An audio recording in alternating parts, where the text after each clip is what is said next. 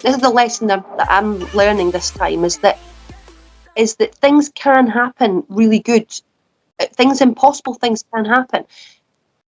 Like, because I'll use logic a lot, and I'll be like, well, how can we? Because there's high-rise buildings everywhere. There's so much infrastructure. How can we build a clean, lush land and none of the buildings? How can that be unless we jump to another dimension and it's brand new? So I'm to tell you about this that both Alan and I have, that we know that we're going to be a part of, and it's going to be very and I'm sure you're going to be a part of it too, because I'm meant to tell you about it. So we have had visions, not because the Earth is going through her ascension, right? Regardless of what the humans want on the planet, it's happening, period. Yeah. So the souls on the planet have had to, and this has already happened, come to a decision point. So if the soul chose scene, right, it's a way out. Yeah, I've said that before. Yeah. Mm-hmm. Oh, did you? I don't know. I haven't watched a lot of your videos, so I don't know. But it's a way out. So each person that chose that will, when they leave this planet, when they transition, will go to another 3D plane where they can work more on their lessons. That's what I've done a lot of videos on that. So that being said, we're going to lose a lot of physical bodies. Yeah. And that being said, there's going to be a lot of emptiness, empty houses, empty buildings, empty places, abandoned structures, abandoned everything. And when that happens, there's not going to be that many of us left. Yeah. So in order, because this 2 to 5 years, right? So, but we are part of that cleanup crew. A strange thing. I think I've been told what because it seems to me you've been on Earth once before, not as Earth is now, not now how it is now. Prior to civilization, mm-hmm. They talk, and they say that your group, which you're possibly part of as well, right? You might feel this, with ones that came here and actually created the avatars, seeded the planet. Yeah, which is why we come back now, because we feel kind of personally responsible for being here at the end. That is Pleiadian for me. That's Pleiadian connection there for me. Because the Pleiadians are the ones that seeded this planet. I call it seeded the planet, but like, started the whole basic life creation process. But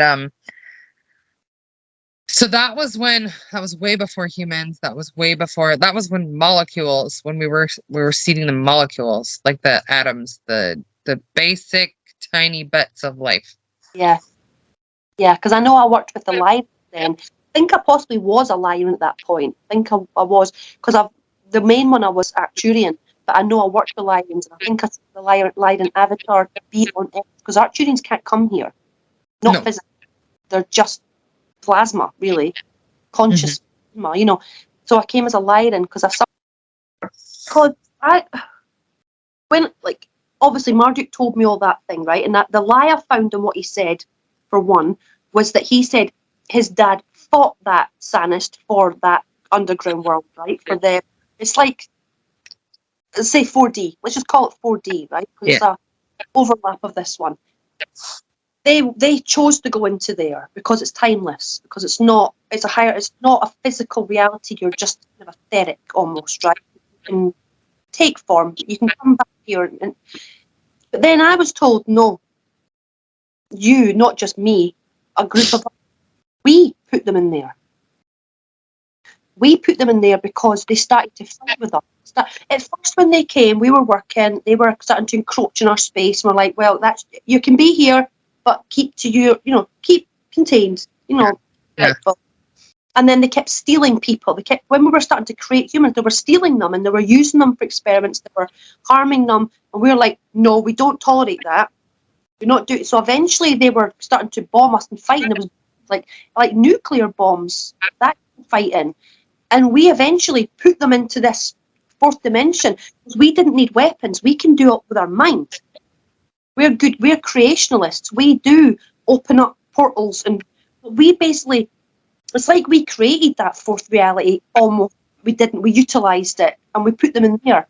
And that was a big mistake on our part, because we didn't realise that they would take over that and control humans from that space. That feels completely right. Yeah. I think That that's feels why. like truth. I'm hearing, yeah, like.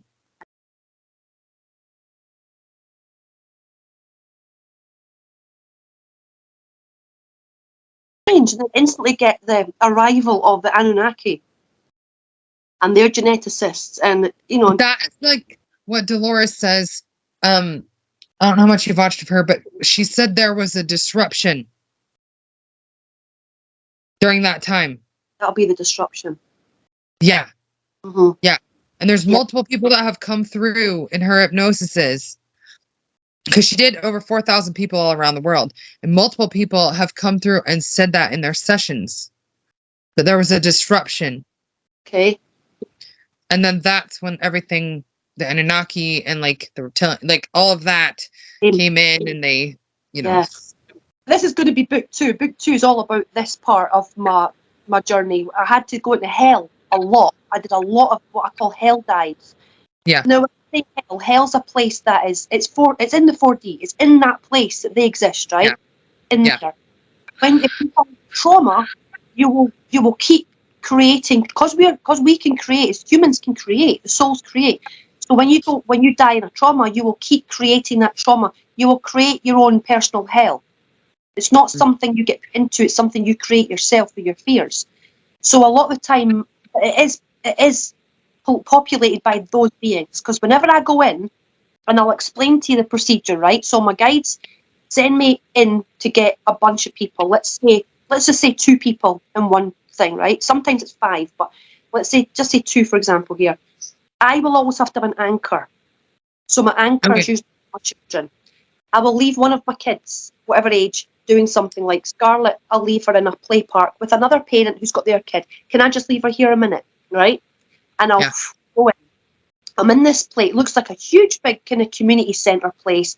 The Anunnaki are hanging out in groups, like slagging people. Oh, look at you, fatty. They stand like school bullies in groups, right? And they'll shout things at me, but I'm not there for them. I ignore them. One people, I had to go to this. It was like a dormitory room, right? Seemed like a dormitory room and the boy. I knew the boy inside was maybe only about 17, 18. And there was 2 guys outside. One was quite short, dark hair, older. The other one was like 30, built like a weightlifter, and they were trying to get into this room, right? They were trying to get in, and I'm watching them for a minute, taking in what's going on, and they're even trying to lift the floorboards to go under the room, right? And I'm like, what are they doing? And then anyway, I realised I had to get rid of them, so I went over to the blonde one. I'm like, the big, hey, do you fancy going for a drink with me? Right? And I led him away. The other one didn't seem to be a problem. He was just going along with this one, right? And I walked over to the room and I put like a toy car under the door, so they would be like, oh, what's that? Because I knew who was in the room. Let them get used to that. I opened it, and there was 5 boys sitting there. 1 boy staring at me on a computer chair, 2 on this little couch, and 2 sitting on a bed. And they're all looking really terrified and scared. And I looked at the one sitting at the end, who I think was the only one that was there alone. He was creating his friends. And I looked at him and says, do you want me to sort this out for you? I said, yes, please. Instantly, boom, he's out of that dimension. He's now safe to turn and go home. He can go now. He's not gripped by fear and terror. Somebody else has got his back. And that's my job done. That's it. I don't have to do more. I just have to let him feel safe. Other ones was a girl who was burnt. She was in a kitchen with all these big, huge big vats of fat bubbling, and the temperature was too high, and the fat was running off down the floor, and it caught fire, and she was badly burnt, and she was still stuck in this kitchen, escaping the fire. So are stuck in these places, and me and who's in the group, I know she does it too. We've spoke. She read my book and went, "That's what I do at night," you know, there's a lot of us here. It's like we're emptying hell. We're emptying that fourth dimension, because a lot of people there as well, they'll trick people into thinking that's heaven, and they'll have whole pages set up that this is heaven, you know, just to keep them all. Our job is to empty this, clear this fourth dimensional energy, and like neutralize it, like almost do a reset. Yeah. That's what we need. That's our job now, and I don't want to say too much. Yep. Then there won't be the fake light. There won't be any false white light. There won't be heaven. There won't be hell. They'll just be here and back to source. Yeah. As it should have been. It should have been here. Have your holiday. Enjoy. You know, reading, having forgetfulness. You know, not remembering all your. It gets away from stress, because if you've got a lifetime of memories, you want to pay for a holiday body. You can forget. It's no stress. Like, I can just live. I can enjoy eating things for the first time again. I can enjoy seeing the sunrise for the first time again. You know, all these first times you can do again, because you've caused yourself to forget. You know, you've come through the. But because that was hijacked, it's like, no, we have to end the simulation. We've made a mistake. We made a mistake. We're here to rectify it. Yeah. Well, that makes total sense. Yeah. That feeling is just soul shock. Soul shock is what I call it. Yeah.